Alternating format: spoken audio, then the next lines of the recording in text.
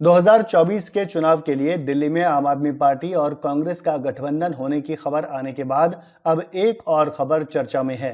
Media report में कहा गया है कि एक्टर अक्षय कुमार बीजेपी के टिकट पर दिल्ली की चांदनी चौक सीट से लोकसभा चुनाव लड़ सकते हैं।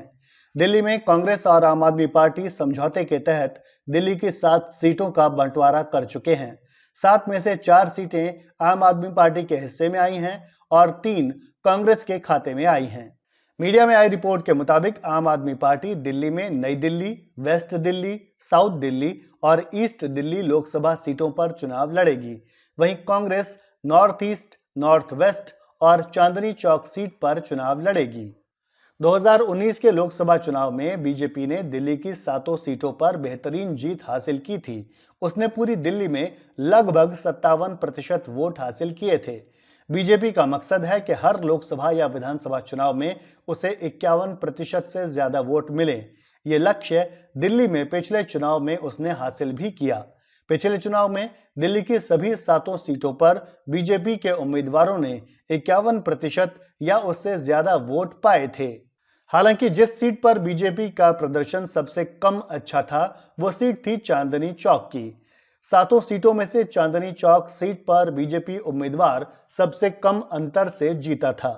बीजेपी के जीते उम्मीदवारों का उनके नजदीकी विपक्षी उम्मीदवारों से जीत का अंतर मत प्रतिशत के अनुसार सबसे कम 23% चांदनी चौक लोकसभा क्षेत्र में था और सबसे ज्यादा 40% पश्चिमी दिल्ली में रहा था।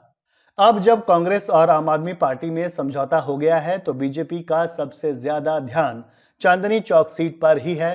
बीजेपी को चिंता हो सकती है कि कांग्रेस और आम आदमी पार्टी के मिल जाने से कहीं दिल्ली में वो लोकसभा चुनाव में कोई सीट न हार जाए। इसीलिए चांदनी चौक सीट से अभिनेता अक्षय कुमार के चुनाव लड़ने की चर्चा है। हालांकि पिछले चुनाव में भी इसी तरह की खबरें आई थीं कि अक्षय कुमार 2019 का चुनाव चांदनी चौक से लड़ सकते हैं। ये संभावना इसलिए भी बनी थी क्योंकि अक्षय कुमार ने तब प्रधानमंत्री का एक इंटरव्यू भी किया था। खबर यह भी आई थी कि बीजेपी नेताओं ने उनसे चुनाव लड़ने को लेकर संपर्क किया था। 2019 में प्रधानमंत्री नरेंद्र मोदी ने अक्षय को ट्वीट कर उन्हें लोकसभा चुनाव में मतदाताओं को मतदान के लिए प्रेरित करने की अपील की थी। अक्षय कई मौकों पर पीएम मोदी की तारीफ भी कर चुके हैं। वो पीएम मोदी को भारत का सबसे प्रभावशाली व्यक्ति बता चुके हैं। इन्हीं सब नजदीकियों की वजह से ये अनुमान लगाया जा रहा था कि अक्षय कुमार चुनाव लड़ सकते हैं, लेकिन 2019 में तो ऐसा नहीं हुआ। इसके पीछे एक वजह उनकी कनाडा की सिटीजनशिप भी रही। हालांकि अब अक्षय ने कनाडा की नागरिकता छोड़ दी है तो 2024 में एक बार फिर उनके चुनाव लड़ने की चर्चा तेज हो गई है। हालांकि चुनाव लड़ने वाली अफवाहों और चर्चाओं पर अक्षय कुमार की ओर से 2024 में प्रतिक्रिया नहीं आई है। वैसे 2019 के दौरान अक्षय कुमार से मीडिया ने कई बार चुनाव लड़ने को लेकर सवाल पूछे थे। उन्होंने हर बार इनकार किया था।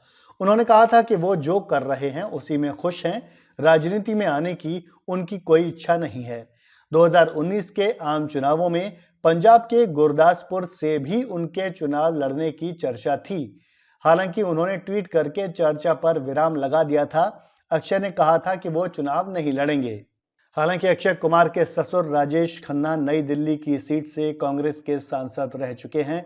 कई रिपोर्ट में कहा गया है कि 2014 के चुनाव से पहले कांग्रेस ने उनसे भी चुनाव लड़ने को कहा था।